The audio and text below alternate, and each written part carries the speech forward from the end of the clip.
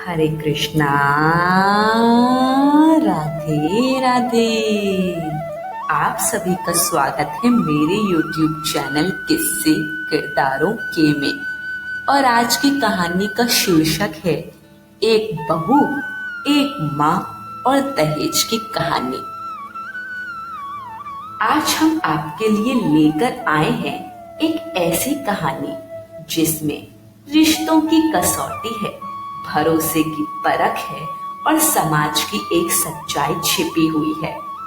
कभी कभी घर की दीवारों के बीच जो बातें होती हैं वे बाहर किसी को दिखाई नहीं देती, लेकिन वही बातें रिश्तों को या तो मजबूत बना देती हैं या हमेशा के लिए तोड़ देती हैं। आइए देखते हैं एक ऐसी दास्तान जो आपको सोचने पर मजबूर कर देगी। मम्मी, सच कहती हो तुम, मेरे घर में गंवार औरत है। नेहा फोन पर बात कर ही रही थी कि पीछे से सासू माँ सुशीला जी की आवाज आई और उसने फोन काट दिया। बेटी, तुम अकेले रसोई में काम करने आ गई?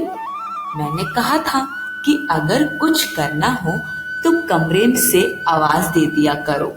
तुम्हारी अभी नई शादी हुई है, मैं तुम्हारी मदद कर लूंगी। आओ, मैं सब्जी काट देती हूँ, सुशीला जी कहने लगी। नेहा ने बिना कुछ बोले सब्जी सुशीला जी के हाथ में सौंप कर अपने कमरे में चली गई। सुशीला जी को नेहा का यह बर्ताव कुछ अलग सा लगा, पर उन्होंने कुछ नहीं कहा। सुशीला जी ने सारा खाना अकेले तैयार कर लिया। जब खाने के लिए नेहा को बुलाया तो नेहा बोली, मम्मी, मुझे भूख नहीं है, आप खा लीजिए। सुशीला जी ने दरवाजे पर कुछ देर तक खटखटाया, पर नेहा ने दरवाजा नहीं खोला और आईना सा मुख बनाकर कहा, मम्मी, मेरा सर दर्द हो रहा है, मैं सोना चाहती हूँ। सुबह हुई।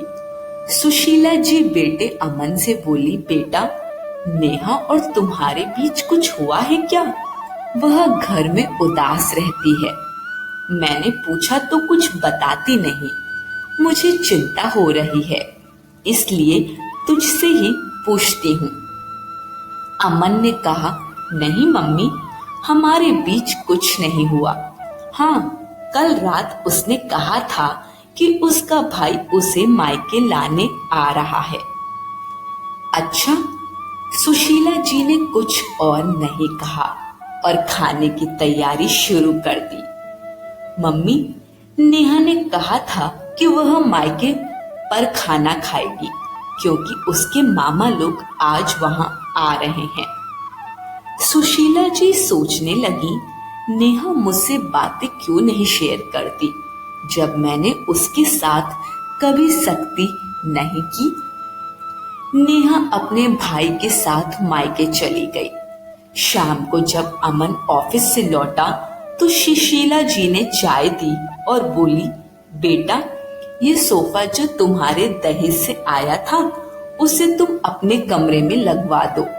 और हाँ, तुम्हारा कमरा छोटा है, एक काम करो, तुम और नेहा मेरे कमरे में शिफ्ट हो जाओ। मेरा कमरा बड़ा है और वहीं यह सोफा रख देते हैं। अमन चकित हुआ, क्यों मम्मी, सोफा हॉल में भी तो रह सकता है और आपको अपना कमरा हमें क्यों देना है? हम दोनों के लिए हमारा कमरा ठीक है। बेटा, मैं बड़े कमरे में अकेली क्या करूंगी? तुम जैसा कहूं वैसा ही कर दो। मेरे कमरे में शिफ्ट हो जाओ और सोफे वहां रखवा देना, सुशीला जी ने थोड़ी कड़क आवाज में कहा। अमन ने मन ही मन कुछ समझ न सका, पर माँ की बात मान ली और बदल फेर कर दिया। वह बोला, अब तो खुश हो ना आप? 2 दिन बाद नेहा वापस आ गई। अमन ने पूछा, तुम तो थोड़े और दिन रुकने वाली थी, जल्दी कैसे आ गई? नेहा बोली, वहां तुम्हारे बिना मेरा मन नहीं लगा, अमन ने उसे अपनी बाहों में भर लिया। लेकिन अगले दिन घर में अमन ने महसूस किया कि माँ और नेहा के बीच अजीब सी खींचातानी है। दोनों ठीक से बात नहीं कर रही। कुछ दिन बाद नेहा फिर मायके चली गई। शाम को जब अमन लौटा तो सुशीला जी ने कहा, बेटा पूजा घर मेरे कमरे में शिफ्ट कर दे और हॉल में रखा टीवी जो तुम्हारे दहेज का है उसे तुम्हारे कमरे में लगा दे। अमन सोचने लगा, नेहा के मायके जाते ही माँ को ऐसा क्यों करने की इच्छा होती है। कभी यह यहाँ शिफ्ट कर दो, कभी वह वहां, हर बार कोई ना कोई बदलाव। उसने माँ से पूछा, मम्मी किसी ने आपको कुछ कहा है क्या? सुशीला जी थोड़ी देर के लिए असहज हुई और टालने लगी। नहीं बेटा, मैं तो बस इसलिए कह रही थी कि मैं सुबह जल्दी उठकर पूजा करती हूँ तो तुम्हें दिक्कत हो सकती है। टीवी बहू के दहेज में आया है तो उसे बहू के कमरे में ही रखना चाहिए। अमन का मन परेशान हुआ। उसने माँ का फोन उठाया। फोन की कॉल लिस्ट में नेहा की माँ गीता जी का नंबर बार बार दिख रहा था।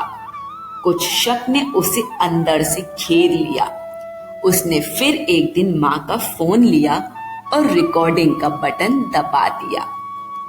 उसने पहली बार रिकॉर्डिंग सुनी जिसमें गीता जी बोल रही थी, सुशीला जी, मैंने तो सोचा था आप अच्छी सास बनेंगी, पर आप तो बिल्कुल गंवार निकली।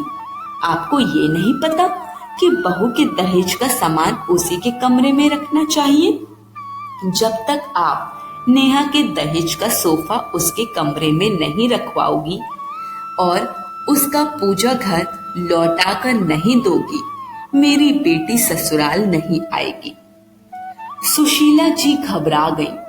समधन जी, आप नाराज मत होइए, जैसा कहेंगी वैसा होगा।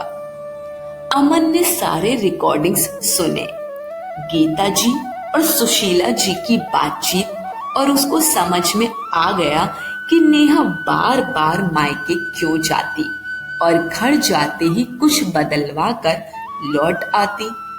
हर बार नेहा उसके आने से पहले ही घर के कुछ सामान बदलवा देती और फिर लौट आती। अमन ने रिकॉर्डिंग सुनते हुए देखा कि उसकी माँ फटे हुए आत्मसम्मान और डर के कारण यह सब कर रही थी। गीता जी ने बार बार फोन करके दबाव बनाया था। जब सुशीला जी कमरे में चाय लेकर आई तो अमित रिकॉर्डिंग सुनते हुए बैठा था। आंसू उसकी आंखों में उतर आए। अमन बोला, मम्मी, आपने मुझसे इतना कुछ छुपाया? सुशीला जी ने कांपते हुए कहा, सुना नहीं बेटा, गीता कह रही थी कि एक दिन तुम्हारी बहू हमें छोड़कर चली जाएगी।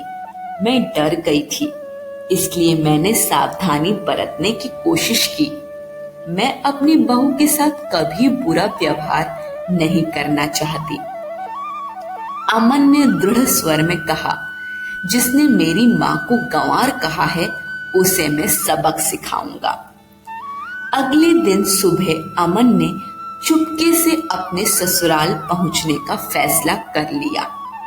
घर पहुंचते ही नेहा और उसके परिवार वाले चौंक उठे।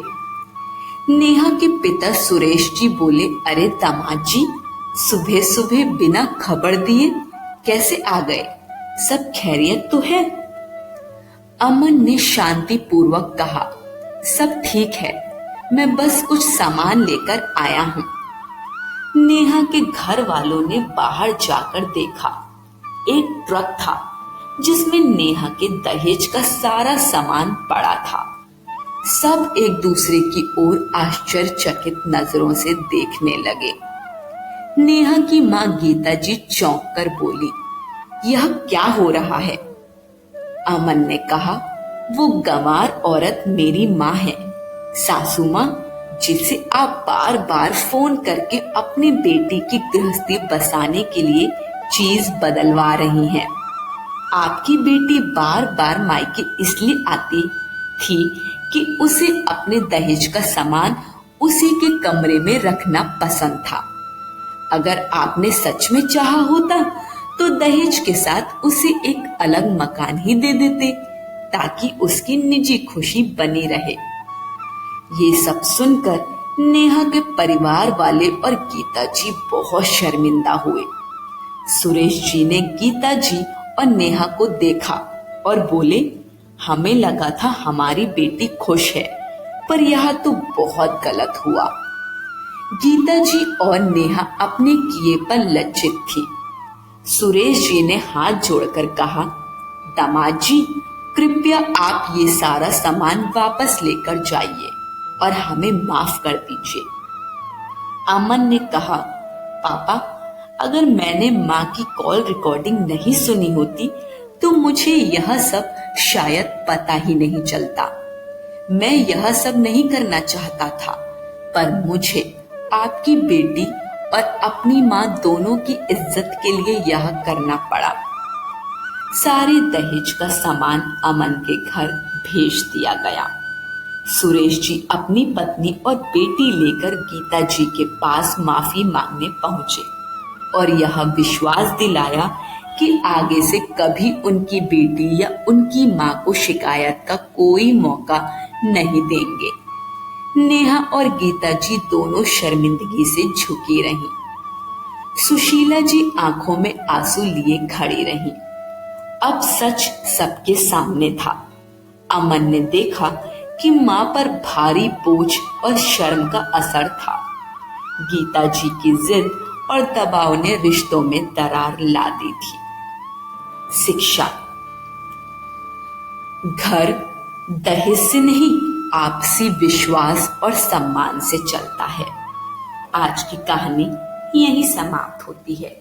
कहानी पसंद आई हो तो कमेंट बॉक्स में हमें अपना फीडबैक जरूर दीजिए। वीडियो को लाइक शेयर करें और चैनल को सब्सक्राइब करें। सभी को हरे कृष्ण, राधे राधे।